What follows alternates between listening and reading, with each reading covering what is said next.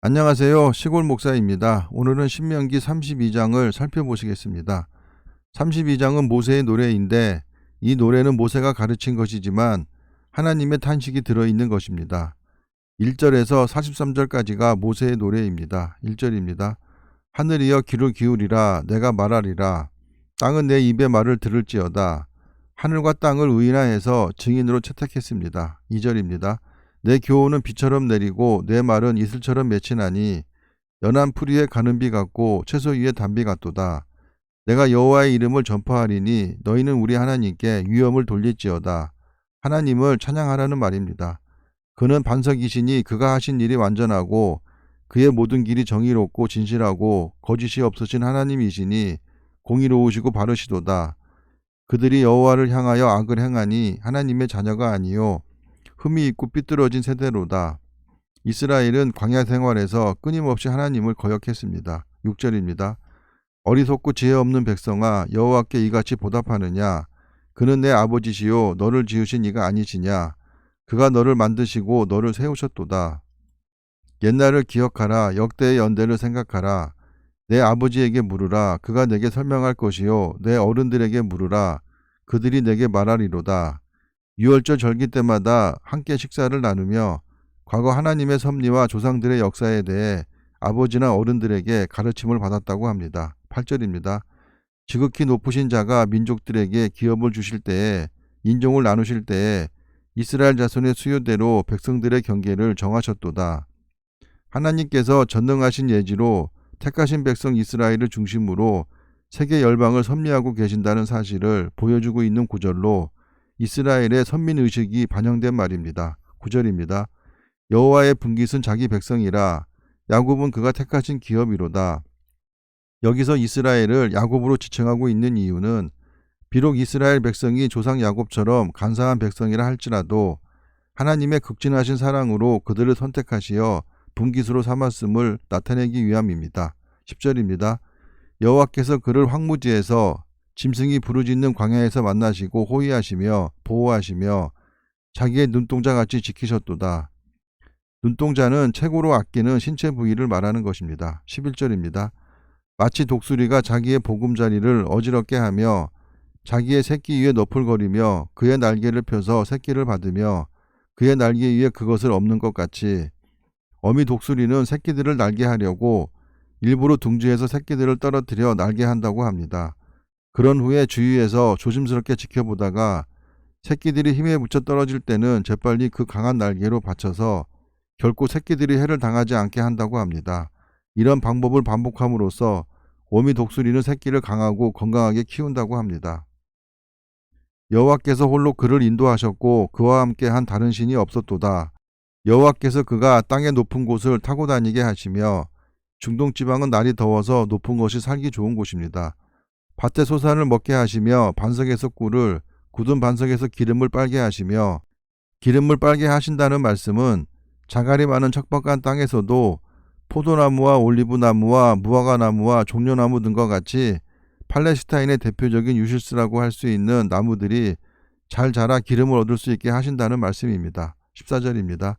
소의 엉긴 젖과 양의 젖과 어린 양의 기름과 바산에서 난 순양과 염소와 지극히 아름다운 밀을 먹이시며 또 포도즙의 붉은 술을 마시게 하셨도다. 치즈와 버터 그리고 질 좋은 고기와 포도주를 먹고 마시게 하셨다는 것이기에 이 글은 가나안 정복 이후에 작성한 것으로 보입니다. 15절입니다.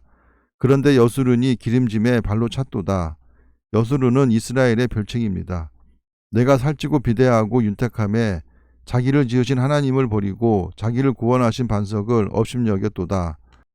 이스라엘이 하나님의 은혜를 입어 풍족한 삶을 누리게 되자 오히려 하나님의 뜻을 배신하였다는 것입니다. 16절입니다. 그들이 다른 신으로 그의 질투를 일으키며 가증한 것으로 그의 진노를 격발하였도다. 이스라엘을 그들이라고 표현한 것은 이스라엘에 대한 미운 감정을 반영한 말입니다. 그들은 하나님께 제사하지 아니하고 귀신들에게 하였으니 곧 그들이 알지 못하던 신들, 근래에 들어온 새로운 신들, 너희의 조상들이 두려워하지 아니하던 것들이로다. 너를 낳은 반석을 내가 상관하지 아니하고 너를 내신 하나님을 내가 잊었도다. 그러므로 여호와께서 보시고 미워하셨으니 그 자녀가 그를 경노하게 한 까닭이로다. 그가 말씀하시기를 내가 내 얼굴을 그들에게서 숨겨 그들의 종말이 어떠함을 보리니 그들은 심히 패역한 세대요 진실이 없는 자녀임이로다. 하나님께서 얼굴을 숨긴다고 말씀하시는 것은 모든 보호와 긍휼을 중단하실 것이라는 것입니다. 21절입니다.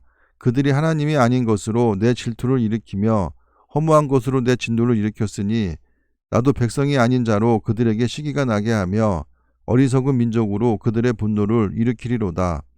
아스르와 바벨론을 통하여 이스라엘을 때리신다는 것입니다. 22절입니다. 그러므로 내 분노의 불이 일어나서 스올의 깊은 곳까지 불사르며 땅과 그 소산을 삼키며 산들의 터도 불타게 하는도다. 하나님의 감정을 인간이 읽을 수가 없기에 이 말은 하나님의 감정을 추측하여서 수사학적으로 표현한 것입니다. 내가 재앙을 그들 위에 쌓으며 내 화살이 닿을 때까지 그들을 쏘리로다. 그들이 주림으로 쇠약하며 불같은 더위와 독한 질병에 삼켜질 것이라. 내가 들짐승의 이와 티끌에 기는 것의 독을 그들에게 보내리로다. 밖으로는 칼에 방 안에서는 놀람에 멸망하리니 젊은 남자도 처녀도 백발 노인도 함께 젖 먹는 아이까지 그리하리로다. 내가 그들을 흩어서 사람들 사이에서 그들에 대한 기억이 끊어지게 하리라 하였으나 혹시 내가 원수를 자극하여 그들의 원수가 잘못 생각할까 걱정하였으니 원수들이 말하기를 우리의 수단이 높으며 여호와가 이 모든 것을 행함이 아니라 할까 염려함이라. 결국에 이스라엘이 회개를 통하여 하나님께 돌아온 것이 아니고 이스라엘을 핍박하던 민족들의 자고함 때문에 이스라엘을 돌아오게 하신다는 것입니다. 28절입니다. 그들은 모략이 없는 민족이라 그들 중에 분별력이 없도다. 만일 그들이 지혜가 있어 이것을 깨달았으면 자기들의 종말을 분별하였으리라. 그들의 반석이 그들을 팔지 아니하였고 여호와께서 그들을 내주지 아니하셨더라면 어찌 하나가 천을 쫓으며 둘이 만을 도망하게 하였으리요. 29절에서 30절은 이스라엘이 만일 지혜로운 마음을 품어서 자기들의 하나님 여호와를 배반하지 않고 하나님도 그들을 대적에게 내어주는 일이 없었더라면 얼마나 좋았을까 하는 일종의 가정법적 탄식입니다. 31절입니다. 진실로 그들의 반석이 우리의 반석과 같지 아니하니 우리의 원수들이 스스로 판단하도다. 이는 그들의 포도나무는 소돔의 포도나무요 고모라의 밭의 소산이라. 이스라엘이 택함을 받은 하나님의 백성으로 사는 삶을 포기하고 소돔과 고모라의 음란을 쫓는 타락한 백성이 되었음을 비유하고 있는 말입니다. 그들의 포도는 독이 든 포도이니 그 송이는 쓰며 그들의 포도주는 뱀의 독이요 독사의 맹독이라. 이스라엘의 죄악이 치명적임을 표현하는 것입니다. 34절입니다. 이것이 내게 쌓여 있고 내 곳간에 봉하여 있지 아니한가. 하나님께서 이스라엘의 모든 죄악을 심판의 때까지 차곡차곡 쌓아두고 계신다는 것입니다. 그들의 실족할 그때에 내가 보복하리라. 그들의 환난 날이 가까우니 그들에게 닥칠 그 일이 속히 오리로다. 하나님이 적절한 시기에 적절한 방법으로 심판하실 것을 나타내는 말입니다. 36절입니다. 참으로 여호와께서 자기 백성을 판단하시고 그 종들을 불쌍히 여기시리니 곧 그들의 무력함과 갇힌 자나 노인자가 없음을 보시는 때로다. 심판으로 철저하게 파괴되면 하나님께서 이스라엘을 멸망 중에 두지 않고 마침내 회복시킨다는 것입니다. 37절입니다. 또한 그가 말씀하시기를 그들의 신들이 어디 있으며 그들이 피하던 반석이 어디 있느냐. 그들의 재물의 기름을 먹고 그들의 전제의 재물인 포도주를 마시던 자들이 일어나 너희를 돕게 하고 너희를 위해 피난처가 되게 하라. 이방신에게 제사 지내는 모습을 비꼬아 이르는 말씀입니다. 39절입니다. 이제는 나 곧 내가 그인 줄 알라. 나 외에는 신이 없도다. 나는 죽이기도 하며 살리기도 하며 상하게도 하며 낫게도 하나니 내 손에서 능히 빼앗을 자가 없도다. 이는 내가 하늘을 향하여 내 손을 들고 말하기를 내가 영원히 살리라 하였노라. 이 말은 하나님을 인간과 같은 육체를 소유하고 인간과 같이 행동하는 것처럼 표현하여 매우 생동감 넘치는 효과를 얻고자 하는 말입니다. 41절입니다.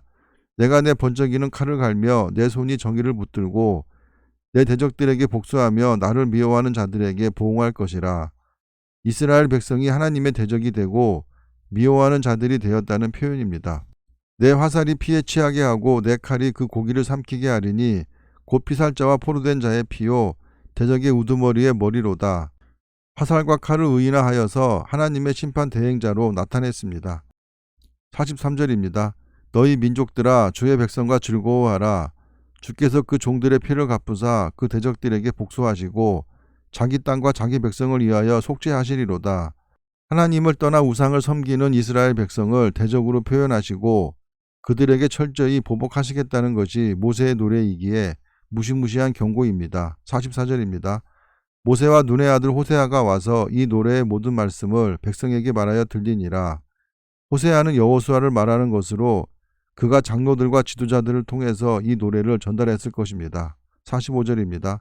모세가 이 모든 말씀을 온 이스라엘에게 말하기를 마치고 그들에게 이르되 내가 오늘 너희에게 증언한 모든 말을 너희의 마음에 두고 너희의 자녀에게 명령하여 이 율법의 모든 말씀을 지켜 행하게 하라.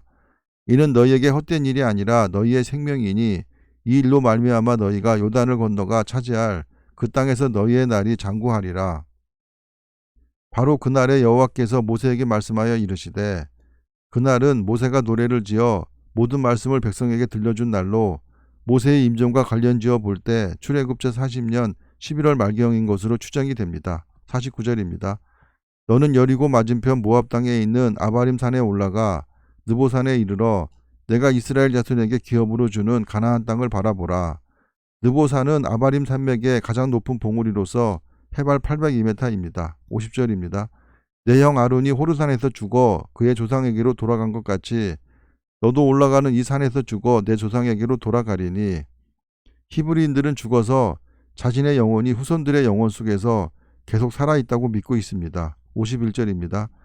이는 너희가 신광야 가데스의 무리바 물가에서 이스라엘 자손 중 내게 범죄하여 내 거룩함을 이스라엘 자손 중에서 나타내지 아니한 까닭이라. 내가 비록 내가 이스라엘 자손에게 주는 땅을 맞은편에서 바라보기는 하려니와 그리로 들어가지는 못하리라 하시니라. 화면에 보이는 왼쪽 사진이 느보산 모세의 기념교회이고 오른쪽 사진이 호르산의 모습입니다.